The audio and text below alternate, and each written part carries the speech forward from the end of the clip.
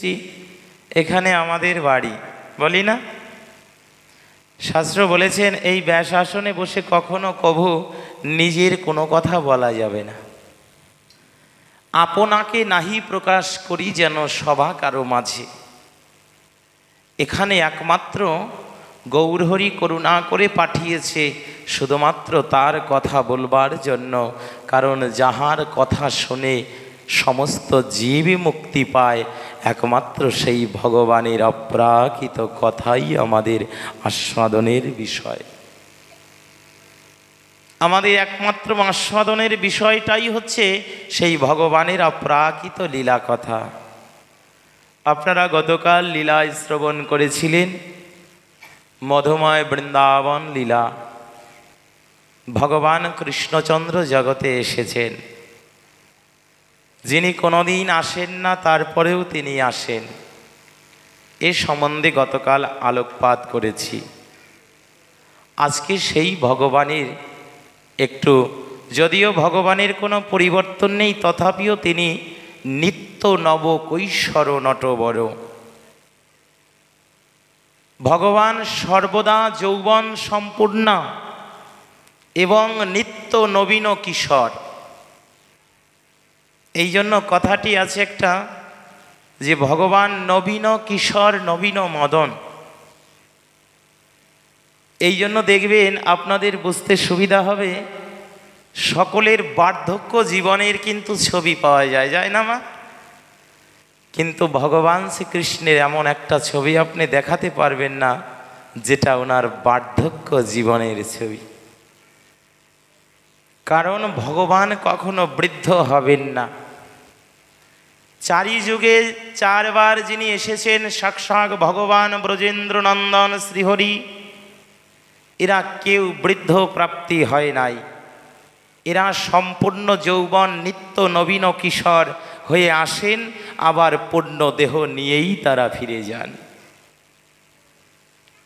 যেমন দেখবে যখন বন্যা হয়, হয়তোবা স্রোতের কিছু জল ঢুকে যায়, কিন্তু স্রোতের জলগুলো কোনো কোনো নদী নালা পাতকুয়ার মধ্যে আটকা পড়ে থাকে, থাকে না বাবা?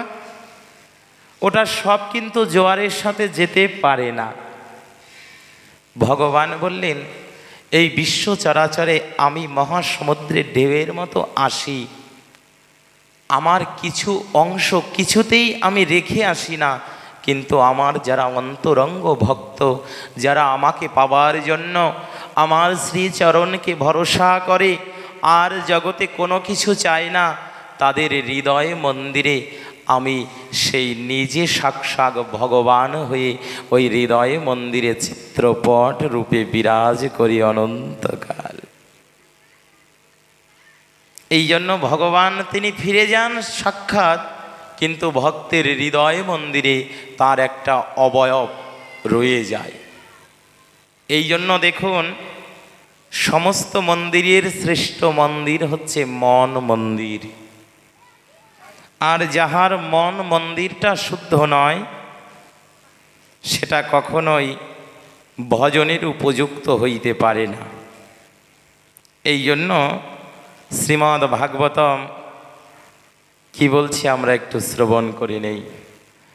মুখম বাহুরপদ্রেব্যা পুরুষাশ্রমাশ্রহ চত্রায় গতিরাবর্ণা গুণির্বিপ্রাবৃত পৃথক যহ এষং পুরুষ সক্কাদম প্রভি মহেশ্বরম ন ভজন্তি স্থানভ্রষ্টা পরন্তপ।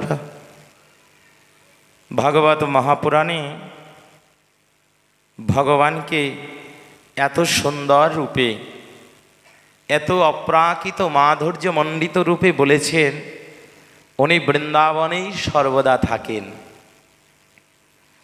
ভগবানের বাসটা বৃন্দাবন।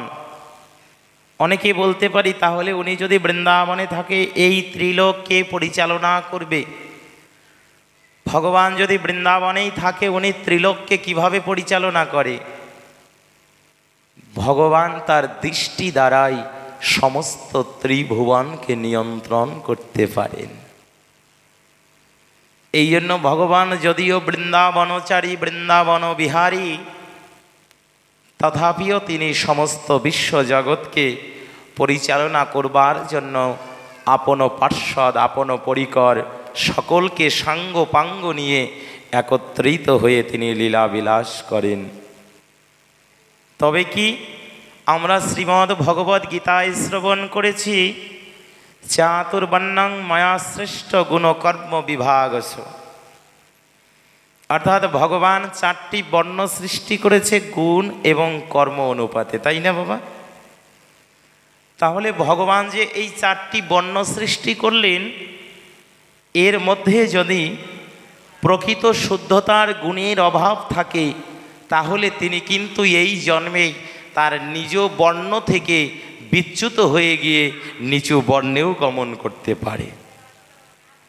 এইখানে যদিও বলেছে শ্রী ভগবানের মুখের থেকে এসেছেন ব্রাহ্মণ, বাহুর থেকে ক্ষত্রিয়, উদর থেকে বৈশ্য এবং চরণ থেকে শূদ্র। তাহলে এইবার আমাদের একটু বিচার্য বিষয়, আমরা যে বর্ণাশ্রম নিয়ে আমাদের যে ভেদাভেদ, আমাদের যে জাতাজাতি, আমাদের মধ্যে যে কলহ, যে কে উঁচু জাতি কে নিচু জাতি, কে বাড়িতে আসলে বাড়ি শুদ্ধ হবে, কে বাড়িতে গেলে বাড়ি অপবিত্র হয়ে যাবে, এই যে আমাদের দ্বিধাটি, এটা আপনার এই মুহূর্তেই আমি একটু নিরসন করে দিচ্ছি। আচ্ছা, আমাদের যদি এই কণ্ঠদেশ থেকে মস্তক পর্যন্ত যদি ব্রাহ্মণ হয়, তাহলে এখানে অনেকে আমরা বলে থাকি যার ব্রেন ভালো, মস্তিষ্ক ভালো, তার জ্ঞানটাও ভালো।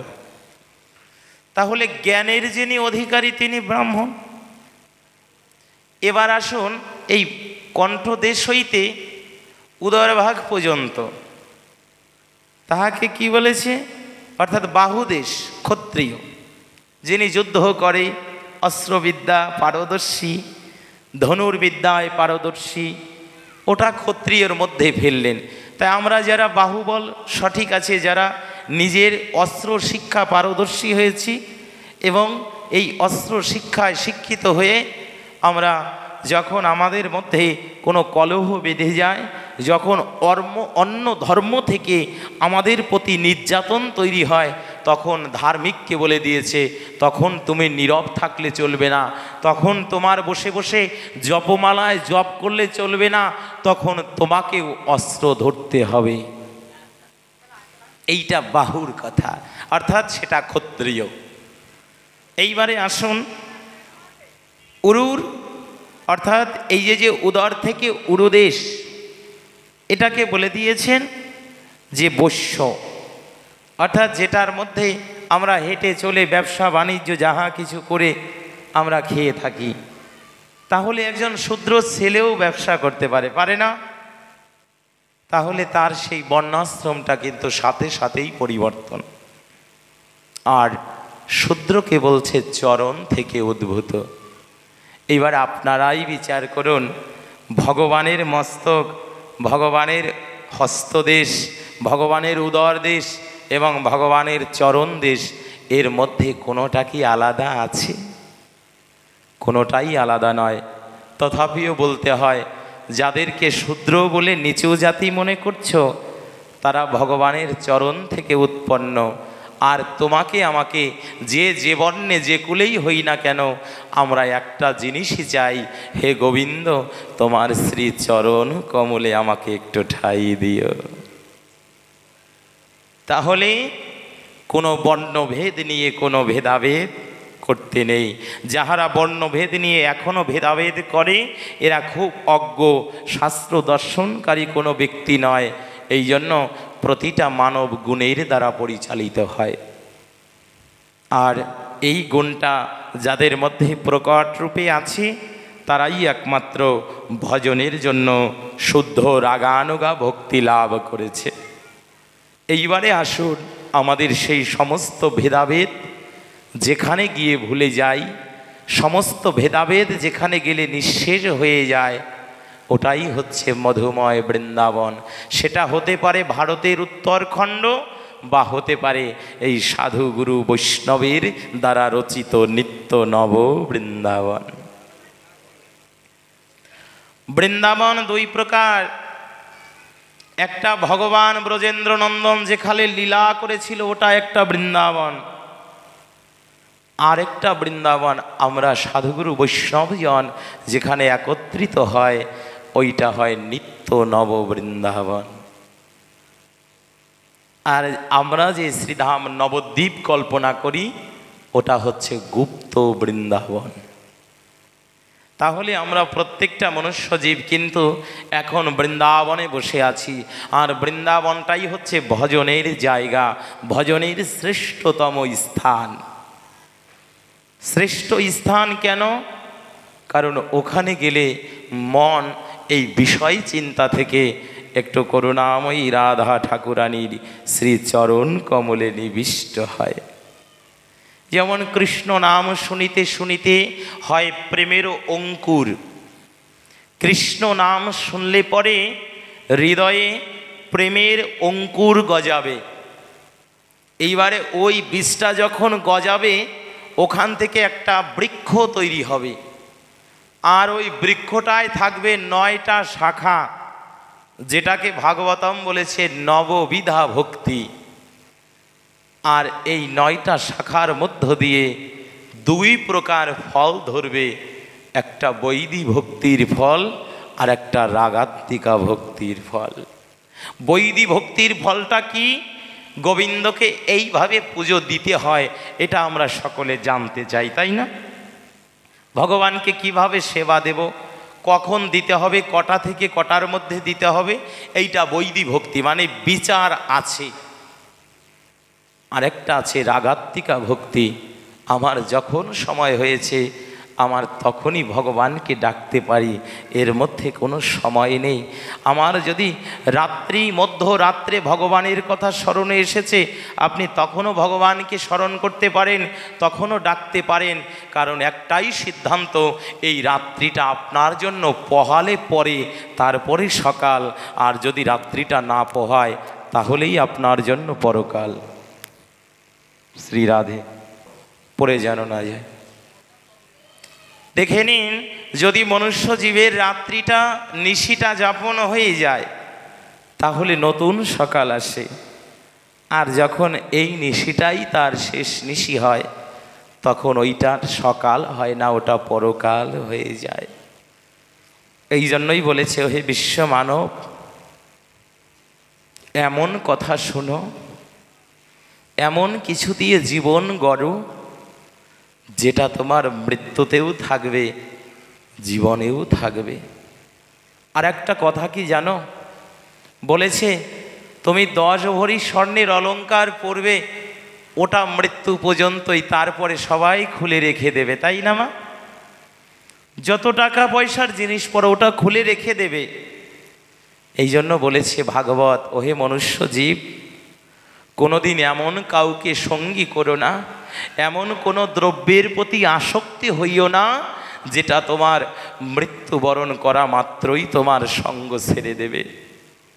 এমন কারো সঙ্গ ধরো, এমন কিছু সঙ্গ করো যেটা তোমার মৃত্যু হয়ে গেলেও তোমার সঙ্গ ত্যাগ করবে না, তোমাকে আমার গোবিন্দের ধামে নিয়ে যাবে, রাধা মাধবের শ্রীচরণ কমলে নিয়ে যাবে।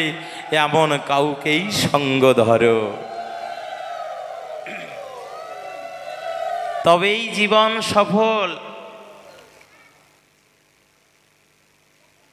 এমন কিছুর সঙ্গ যারা ধরেছে তাদের জীবনটা ধন্য, তাদের জীবনটা সার্থক। তাই আজকে সেই মধুময় বৃন্দাবনে ভগবান ব্রজেন্দ্রনন্দন সমস্ত সখাগণদেরকে নিয়ে, যেহেতু নিত্য নবীন কিশোর, তাহলে কিশোর বয়সে কি করে মানুষ? নিশ্চয়ই একটা কাজের মধ্যে লিপ্ত হয়, তাই না? গতকাল তো বাল্যলীলা শ্রবণ করেছ। এইদিকে দেখুন তো, একটু পিছনে আমি ফিরে যাব, কারণ ওই কথাটা থেকে তারপরে আমি শুরু করে দেব। একদা পিতা নন্দরাজা বলছে, এই বলাই কানাইকে ডাকতো, যখন কানাইকে ডাকতে বলেছে, ভাই কানাইকে ডেকে নিয়ে পিতার কাছে গিয়েছে। এবার নন্দরাজ ডেকে বলছে, এই শোনো, আমরা যেহেতু গোয়ালা, আমরা গাভী প্রতিপালন করি, তাহলে তোমাকে আমি একটা কর্তব্য করতে দিতে হবে। দেখুন, যেই ভগবান কোনো কর্ম নেই তাকে বলছে তোমাকেও কোনো কাজ করতে হবে। তবে কি জানো, আজকে আমি তোমাদের হাতে যষ্টি দেব, অর্থাৎ যে গরু চড়ানোর যে লাঠিটা, ওটা আমি তোমাদের হাতে দেব। আচ্ছা বাবা, একবার ভাবুন না, আজকে স্বয়ং নন্দরাজ, যে দেবতারা পর্যন্ত ভগবানকে এইভাবে কিছু বলতে পারে নাই, আজকে প্রেমের কারণে, ভালোবাসার কারণে ভগবানকে বলছে, আজকে তোমার হস্তে যষ্টি দেব, লাঠি দেব, তুমি গোচারণ করবে, গরুদেরকে নিয়ে মাঠে যাবে। আজকে যখন এই কথা বলেছে, পিতা গুটি গুটি পায়ে হেঁটে বলছে, আসো আমি তোমাদের শিখিয়ে দেই কিভাবে এই গাভীগন্ধের প্রতিপালন করতে হয়। অমনি যখন আস্তে আস্তে গুটি গুটি পায়ে হেঁটে যাচ্ছে, নন্দরাজের পাদুকাটা কাদার মধ্যে একটু আটকে গিয়েছে। পিতার পাদুকা জোড়া কাদার মধ্যে লিপ্ত হয়ে গেছে। এইবার ডেকে বলছে, নন্দরাজ ডেকে বলছে, কানাই দেখ, আমার পাদুকা জোড়া কাদার মধ্যে আটকা পড়ে আছে, ওই পাদুকা জোড়া নিয়ে আয় তো বাবা। আচ্ছা ভাবুন তো, ভগবানকে কেউ নিজের চটি জোড়া পাদুকা জোড়া দিতে পারে? হ্যাঁ সম্ভব, একমাত্র বাৎসল্য প্রেমেই সম্ভব। ওগো পাদুকা জোড়া এনেছে সত্য, অমনি যখন বলছে, হ্যাঁ আমি এখন পায়ে দেব না, আমার সাথে হেঁটে হেঁটে চল তো মাঠ অবধি। গোপাল কি করেছে, ছোট বালক তো, ও তো ওই পাদুকা জোড়া নিয়ে বইতে পারছে না, তাই কি করেছে জানো, ওই পিতার পাদুকা জোড়া নিজের মস্তকে করে নিয়ে যাচ্ছে। বলো না গো রাধে রাধে। ওগো, ভগবান ভক্তের চরণ ধরে পর্যন্ত বলে, ভগবান ভক্তের পাদুকা পর্যন্ত ধারণ করে, যদি ভগবানের কোনো শুদ্ধ ভক্ত হওয়া যায়। এইদিকে দেবলোকের দেবতারা বলছে, হায় রে নন্দরাজ, পুত্রের ভালোবাসায়, পুত্রের বাৎসল্য প্রেমে এমনই অন্ধ হয়ে আছো, একবারও বুঝতে পারছো না, যাহার মস্তকের পরে সমস্ত ব্রজ গোপীগণ সহ কেহ যাহার মস্তকের ছায়াটা পর্যন্ত বাড়াতে চায় না, আর তুমি তোমার পাদুকা জোড়া মস্তকে দিলে। বাবা ভগবান, তুমিও পারো সত্য। তুমি আজকে গীতার পাতায় যেই কথাটি বলেছিলে, অনন্য চিন্তায়ং তমম যে জন পর্যপাসতে তেষামি নিত্যাভিযোক্তানাম জগস্কেম বহামি অহম। হো প্রভু, তুমি বহন করো। আজকে বুঝতে পারলাম তুমি ভক্তের বোঝাও নিজে বহন করে নিতে পারো নি, তাই গৌর হরি বল। ভগবান ভক্তের বোঝা নেয়। আজকে সেই ভগবান যখন বৃন্দাবনে লীলা করছে, সমস্ত গোপীগণ, সমস্ত প্রেমের অধিকারীগণ আজকে বড়ই মনসাদ। গতকাল শুনেছিলেন এসেছিল কৈলাস থেকে ভোলানাথ, আজকে ভগবান এত সুন্দর লীলা করছে, আজকে মনে বড় স্বাদ। পতি আমায় নিল না, আমি বৃন্দাবনে যেতে পারলাম না। আমি শুনেছি নাকি বৃন্দাবনে নররূপে নারায়ণ অপ্রাকৃত লীলা করছে।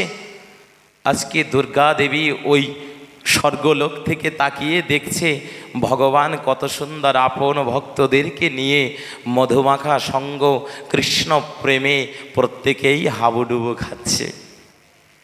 তার মনেও স্বাদ হইল, হায় রে, আমাকে সকলে বলে জগৎ জননী। আমরা দেবীকে কি বলি? জগৎ জননী বলি না মা? হিয়া দেবী সর্বভূতেষু মাতৃরূপেণাং সংস্থিতা। নমস্তস্मै নমস্তস্मै নমস্তস্मै নমঃ নমঃ। উনি মাতৃরূপে সমস্ত জগৎ ব্যাপিত, ওইটা তিনি গ্রহণ করেন। আজকে কি করেছে? যখন দেখেছে ভগবান ওই বালকের এঁটোগুলো খাচ্ছে। দেখে এইবার মনে একটু দ্বিধা হলো। এই জন্য দেখুন, ভজন প্রকাশ্যে নয়, ভজনটা গোপনে করতে হয়। ভক্ত যখন ভোগ লাগায়, ভগবানকে সেবা দেয়, অনেকটা বিগ্রহ জ্ঞানে নয়, অনেকটা মানুষ জ্ঞানে। তখন ভক্ত মৃন্ময় মূর্তিকে ভোগ লাগায় না, তখন ভক্তের কাছে ওই বিগ্রহটা সজাগ, ওই বিগ্রহটা সজীব থাকে। আর তখন ভক্ত ভগবানকে স্মরণ করে এবং সম্মুখে দেখতে পায় ভগবান ছুটে এসেছে। ভক্ত আত্মহারা হয়ে তার চরণ কমলে আশ্রয় নেয়। তাহলে পরে এই জন্যই কিন্তু দেখবেন, যখন পূজারী পূজা দিতে যায় দরজা বন্ধ করে দেয়, একটা পর্দা লাগিয়ে দেয়। কারণ এইভাবে সেবাটা যখন বহিরঙ্গ কেহ দেখে যাবে, ভজনচ্যুত হতে পারে।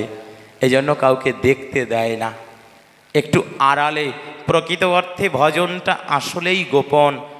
ভজনটা গোপন ভিন্ন, গোপী ভিন্ন, কখনো ইহা পাওয়া সম্ভব নয়। আজকে কি করেছে জানো? আজকে সেই ভগবান, সেই কৃপার করুণার নিধি যখন ভক্তের একজনের থেকে আরেকজনের যে প্রসাদগুলো ওগুলো খাচ্ছে, তখন দেবীর মনে মনে চিন্তা হলো, ইনি কি আসলেই ভগবান?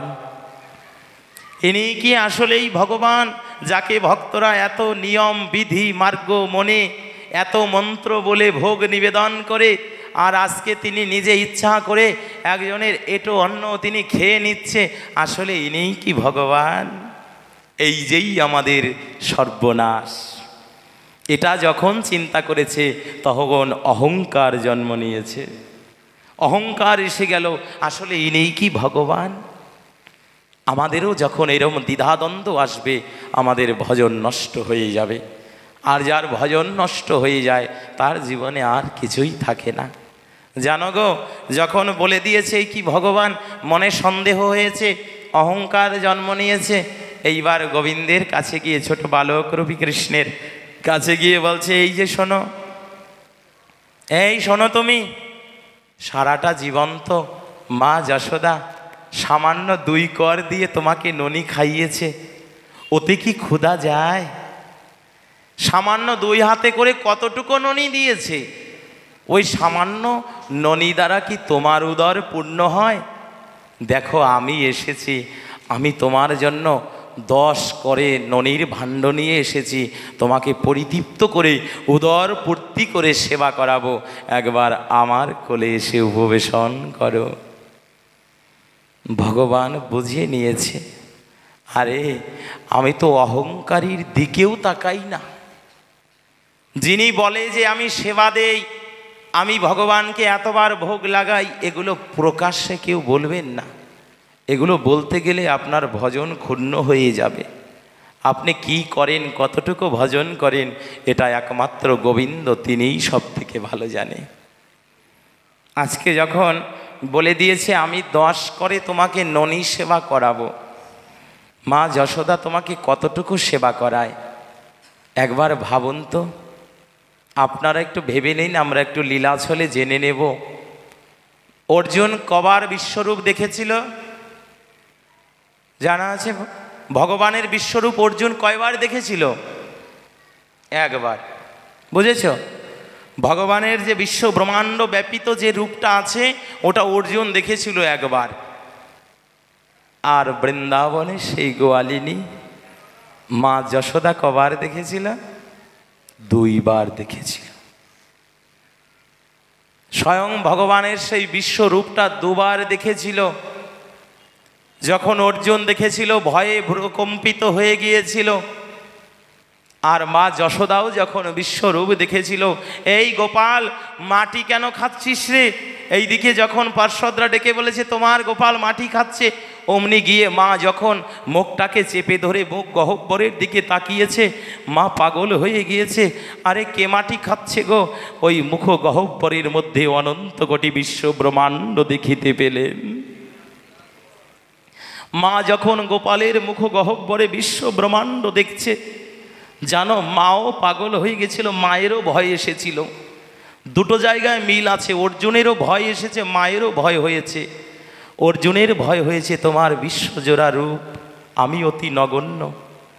আর মায়ের ভয় হয়েছে, গোপাল তুই আমার গোপাল, আমার কোলের রতন, তুই আজকে যে রূপটা দেখালি, তোর মুখ গহ্বরে যে বিশ্ব ব্রহ্মাণ্ড দেখিলাম, তুই যদি ভগবান হয়ে যাস তাহলে আমার মতো গোয়ালিনী মাকে ত্যাগ করে তুই চলে যাবি।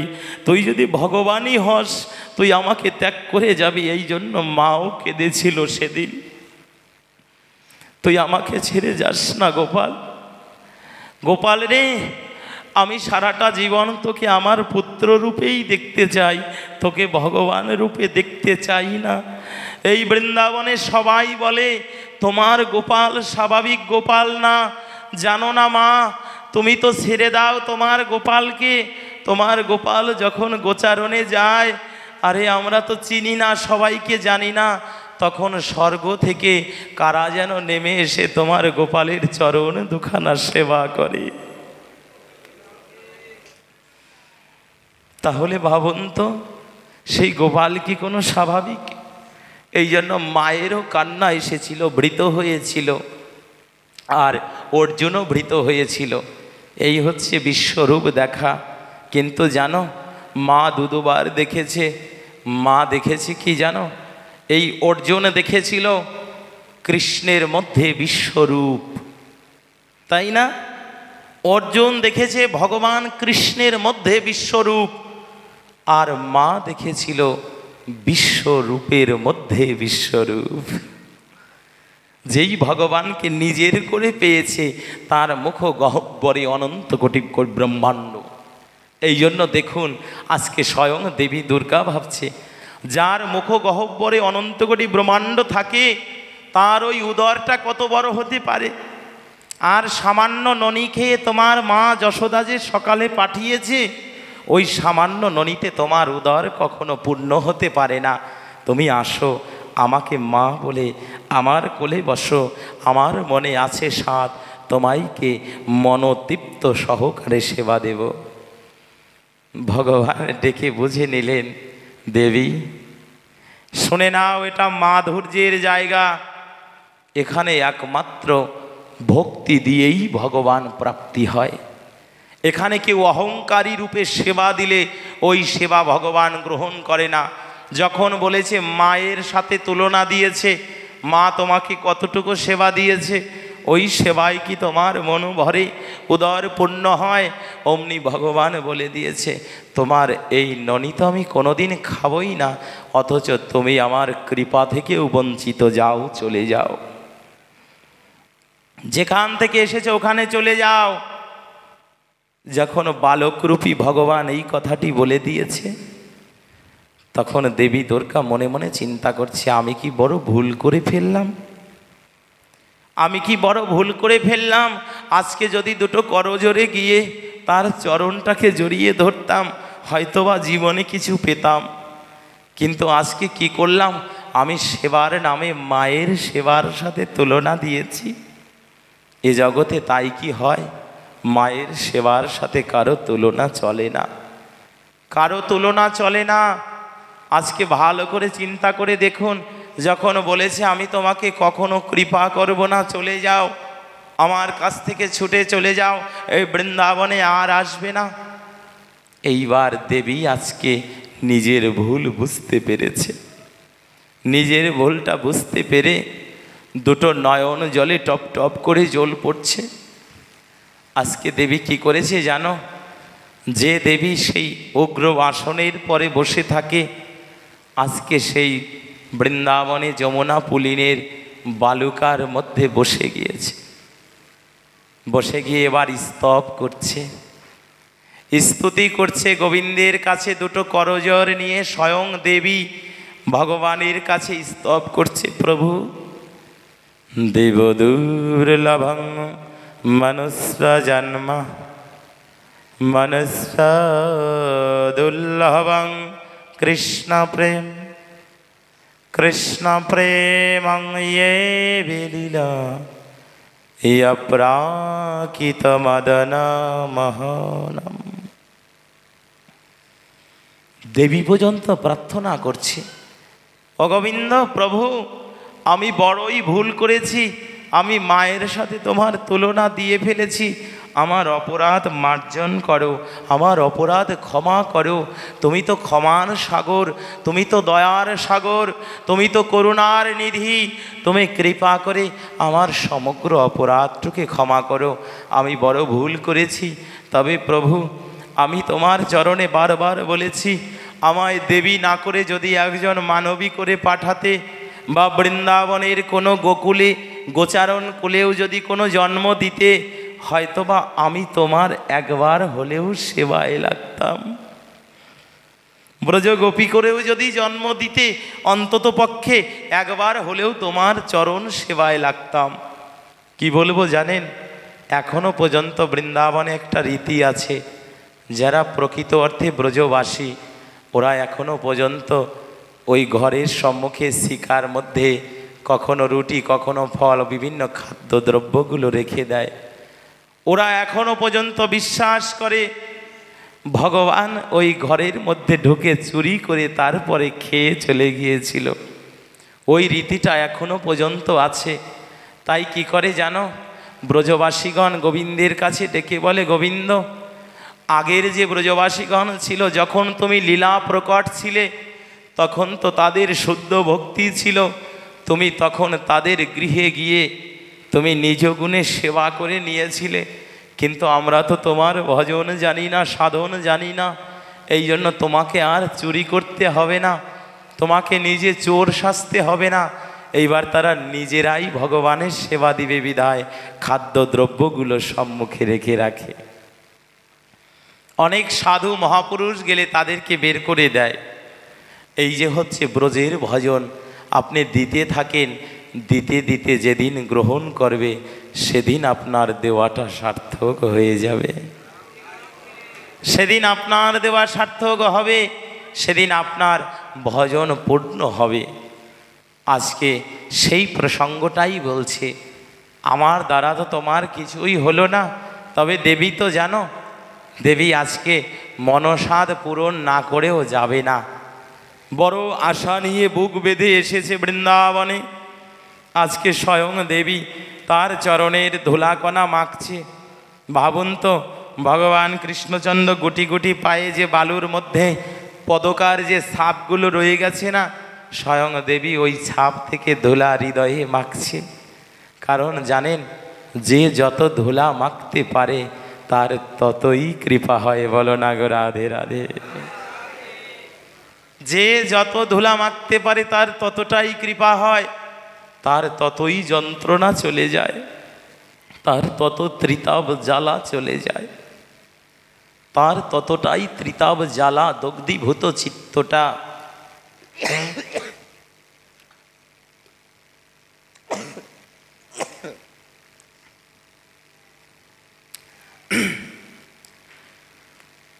নির্মল চিত্ত শান্ত হয়ে যায়। জানো গো, কেন ধুলা মাখলে পরে সমস্ত যন্ত্রণা যায়? বৃন্দাবনে এক সময় ভগবান একটু লীলা করলেন। লীলাটা ছিল এই রকম যে, আমার মস্তিষ্ক খুবই বড় ব্যথা, নারদ তুমি ফিরে যাও, গিয়ে এমন কোনো ভক্তের চরণ ধুলি নিয়ে আসো যে ধুলাটা আনলে পরে আমার সমস্ত ব্যথা নিবৃত্তি হবে। নারদকে যখন বলেছে, নারদ প্রথমেই বলে উঠলেন, প্রভু এই কাজ কেউ করবে না, এমন কারো দুঃসাহস নেই যে তোমাকে ধুলা দেবে, এটা কখনো সম্ভব না। বলেছে নারদ তারপরেও যাও, গিয়ে দেখো এখনো পর্যন্ত যদি কেউ সদ্য ভক্ত থাকে তারা দেবে। জানো গো, নারদ নিজের উত্তরীটা নিয়ে গিয়ে সমস্ত দেবতাদের কাছে প্রথমে গেলেন, কারণ দেবতারা তো এক একজন দৈবগুণে ভাবাপন্ন। গিয়ে বললেন, ওগো আমার ভগবান আমাকে পাঠিয়েছে, তার খুব মস্তিষ্ক যন্ত্রণা ব্যথা, তোমরা তোমাদের একটু পদধূলি দাও, ওই ধুলাটা দিলেই ভগবান সুস্থ। ডেকে বললে, নারদ কি বললে? পদধূলি দেব? জীবনে অনন্তকাল পচে গলে মরতে রাজি আছি, কিন্তু কভু আমাদের পায়ের ধুলোটা গোবিন্দের মস্তকে আমরা দিতে পারবো না। নারদ সৈন্য বস্ত্রটা নিয়ে ফিরে এলেন। ফিরে এসে স্বর্গে চলে গিয়েছে মর্ত্য, পরে আসবে, পাতালে গিয়েছে আগে। সমস্ত কিছুদের কাছে গেলেন, ফিরে আসলেন, কেউ দিতে রাজি হলো না। এরপরে শেষে সর্বশেষ নারদ ফিরে গেলেন। ভগবান তো ব্রজ বৃন্দাবনে বিহার করে, ওই বৃন্দাবনের ব্রজ গোপীদের কাছে, যারা বেদ মন্ত্র জানে না, যারা ভালো মন্দ বোঝে না, যারা বোঝে না গোবিন্দ কিসে তুষ্ট, তারা একটা কথাই জানে, গোবিন্দ তুমি আমায় বাসো কিনা বাসো ভালো, তাতে দুঃখ নাই, জন্ম জন্মে যেন আমি তোমায় ভালোবেসে যাই, নিতাই গৌর হরি বল।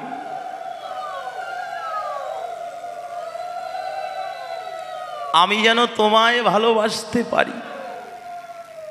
আজকে দেখুন সেই প্রসঙ্গ ক্রমে বলছে, আমাদের ভালোবাসতে হবে না, আমাদের নাম তোমাকে স্মরণ রাখতে হবে না, আমরা যেন তোমার নাম না ভুলে যাই।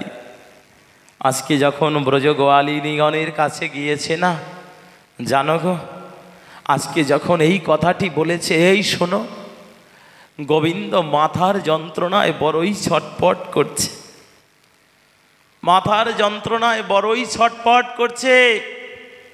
যখন এই কথাটি বলেছে, সমস্ত ব্রজ গোপিকাদের নয়ন দিয়ে টপ টপ করে জল পড়তে লাগলো। এই জগতে যিনি সকলকে সুস্থ রাখে, সেই ভগবান কি কখনো অসুস্থ হয় বাবা? ডেকে বলছে এত অসুস্থ। ও নারদ, ভগবান এত অসুস্থ, আমাদের ভগবান কৃষ্ণ এতটা অসুস্থ, আমাদের কাছে আগে তো বলনি। বলেছে আমাকে আগে যে বলেছি, অনেকের কাছে ঘুরে তোমাদের কাছে এসেছি। বলেছে ভগবানের এত অসুস্থতা নিবৃত্তি হবে কিসে? তুমি এখনো কোনো বুদ্ধের সন্ধান করো নাই। ওনারও তুমি ফিরে যাও, এখনই গিয়ে কোনো বিশুদ্ধ জ্ঞানী বুদ্ধের সন্ধান নিয়ে আসো। যখন এই কথাটি বলেছে, ডেকে বলছে হায় রে, ভগবান যে আমায় নিষেধ করেছে, এই ব্যথা কোনো বৌদ্ধ সাজাতে পারবে না। বলছে কিসে তাহলে যাবে? বলেছে আমায় পাঠিয়েছে, যদি ভক্তের পদধূলি নিয়ে গিয়ে তার মস্তিষ্কে দেওয়া যায়, তাহলে তার ব্যথা নিবৃত্তি হয়ে যাবে।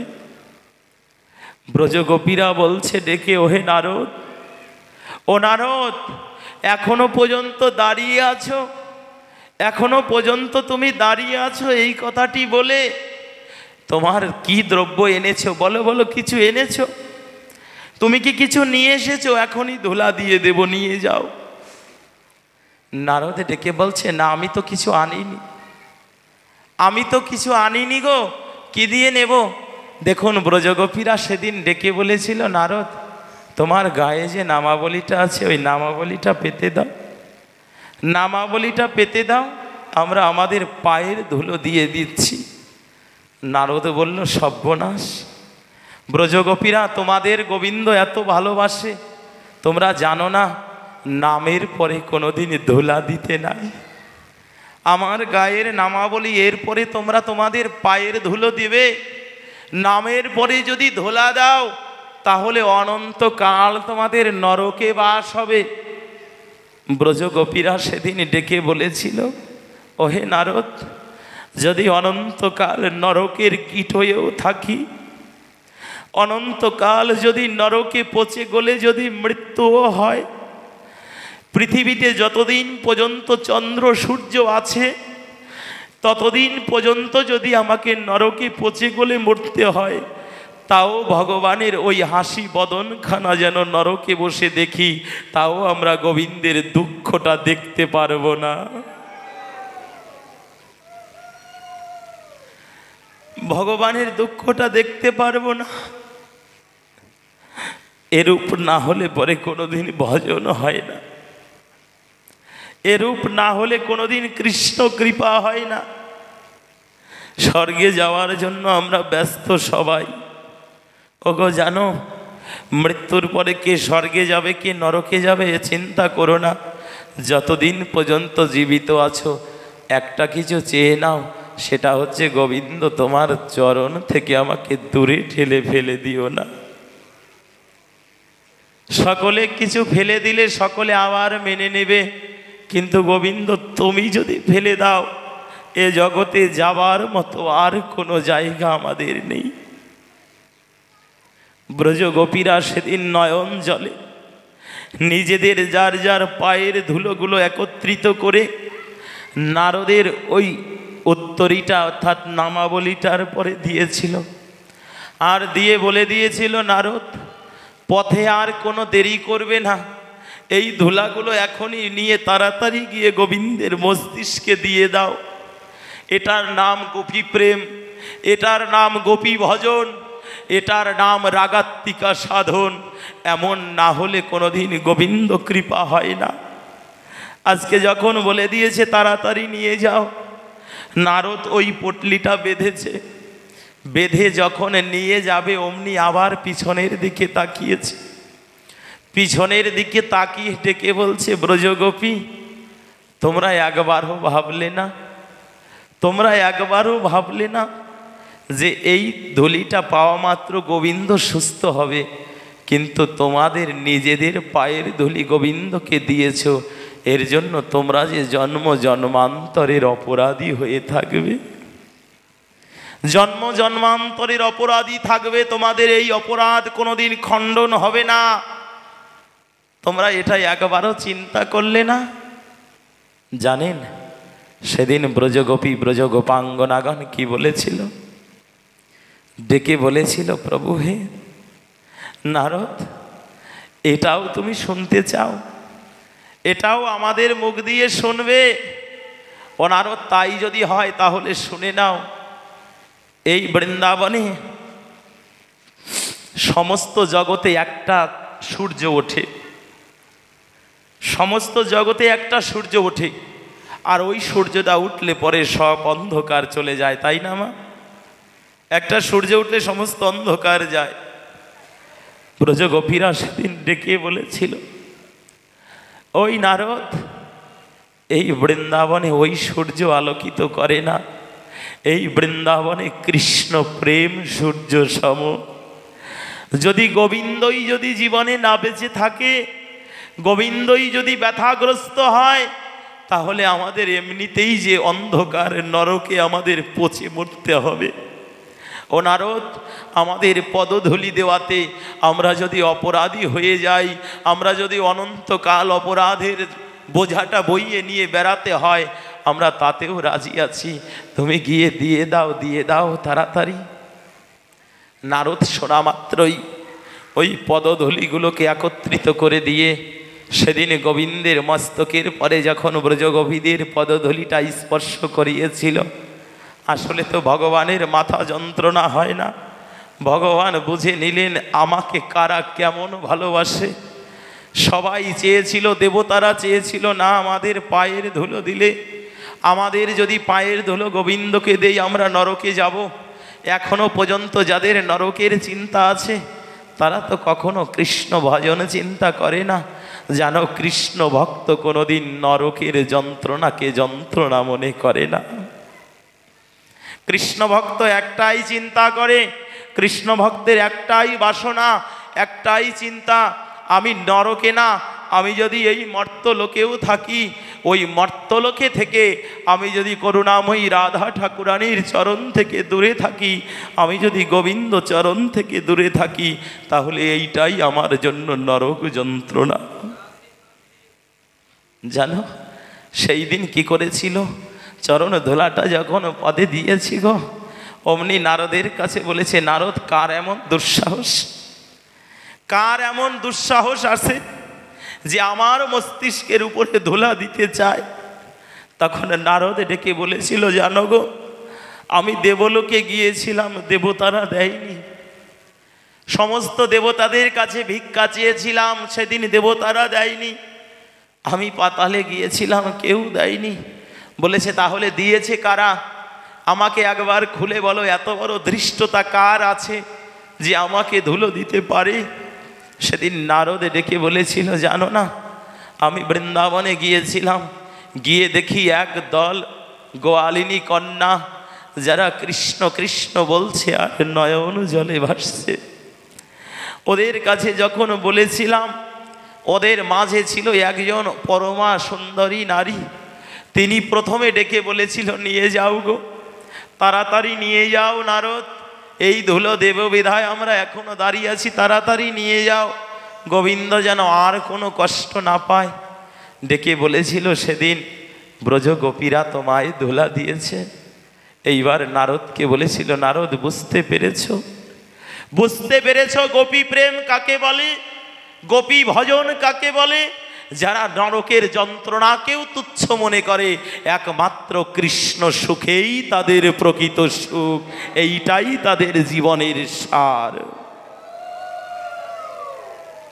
কৃষ্ণ যাতে সুখী থাকে, এই জন্যই তাদের জীবনের বাঞ্ছা, জীবনের ইচ্ছা, কৃষ্ণ কিসে সুখী, গোবিন্দ কিসে সুখী, এইটা গোপী ভজন বলে। এমন অনুরাগ না হলে পরে কোনোদিন কৃষ্ণ কৃপা পাওয়া সম্ভব না।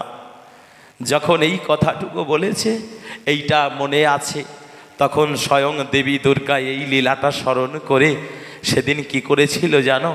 ওই গোবিন্দের পদধূলি থেকে ধুলা মেখেছিল। ও প্রভু, তুমি বলেছ আমাকে কৃপা করবে না, তোমার যন্ত্রণা যদি ভক্তের পদধূলিতে যায়, আমার মনের যন্ত্রণা কেন যাবে না? তাই ধুলাটা নিয়ে বক্ষে মাখছে। যে মাকে আমরা পূজা করি, তিনি ভক্তের পদধূলিটা, ভগবানের চরণ চিহ্ন অঙ্কিত সেই বিগ্রহ রূপের সেই ধূলিকণাগুলো যখন মাখছে, অমনি ভগবানের কাছে দুটো করজোর করে নয়ন জল ছেড়ে দিয়ে বলল, প্রভু, আমি তোমার কাছে বড় অপরাধ করে ফেলেছি। আমি বলে ফেলেছি মা যশোদা তোমাকে কতটুকু সেবা দেয়, আমি তোমাকে আরও বহু সেবা দেব। আমি বুঝতে পারি নাই এই জগতে ভক্তিটুকু তুমি গ্রহণ করো, আর কিছু না। ভক্তি একমাত্র ভগবানের ভব আরাধ্য। আজকে কি করেছে জানো? যখন গোবিন্দের চরণ যুগলে পড়ে গিয়েছে, জানো, যখন গোবিন্দের চরণে পড়ে গিয়েছে, অমনি গোবিন্দ তো সমস্ত অহংকারীকেও ক্ষমা করে, সমস্ত অহংকারীকেও ক্ষমা করে। তিনি যদি ক্ষমাই না করবে, বাবা, পুতনা এত বড় রাক্ষসী নিয়ে এসেছে, বিষ দিয়ে পান করিয়ে তাকে মৃত্যু দেবে। পুতনা যখন বিষ নিয়ে এসেছে, বিষ পান করাবে গোপালকে, সেই দিন কি করেছিল জানো?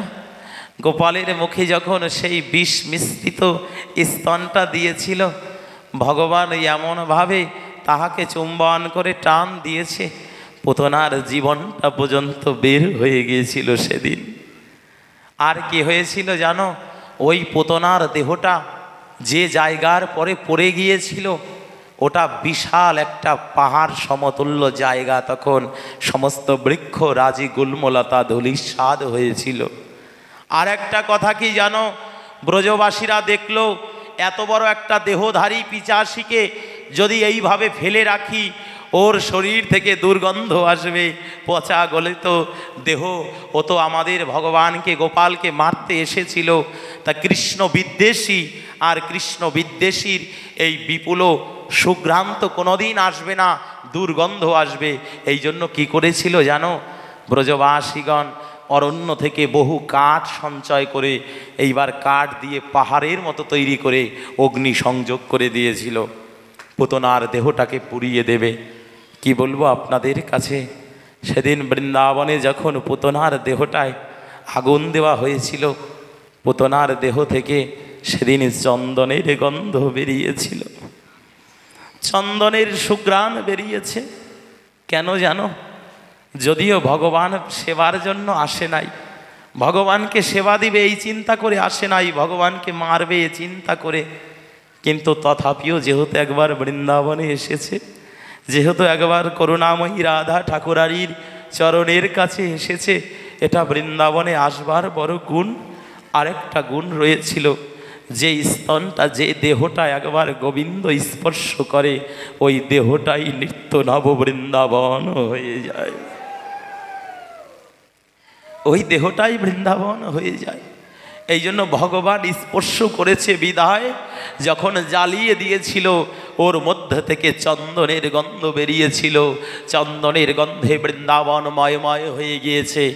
সমস্ত নগরীতে ঢেরা পিটিয়ে বলে দেওয়া হলো পুতনার দেহ পুড়ছে। আর দেহ ওই ব্রজবাসী একবার তাকিয়ে দেখো বৃন্দাবনের কেমন গুণ, বৃন্দাবনের কত মহিমা, একবার তাকিয়ে দেখো বৃন্দাবনের কত কৃপা, বৃন্দাবনের মহন্তগণের কত স্বভাব, বৃন্দাবনের সাধু সন্তগণের কত স্বভাব, কত প্রেম। এই জন্য বৃন্দাবন সেই ভজনের জায়গা। সেদিন পুতনার দেহটা পুড়ে সুঘ্রাণ বেরিয়েছিল, আনন্দ বর্ধন হয়েছিল। সেদিন বুঝতে পেরেছিল গোবিন্দ চাইলে পাপীকেও মুক্তি দিতে পারে।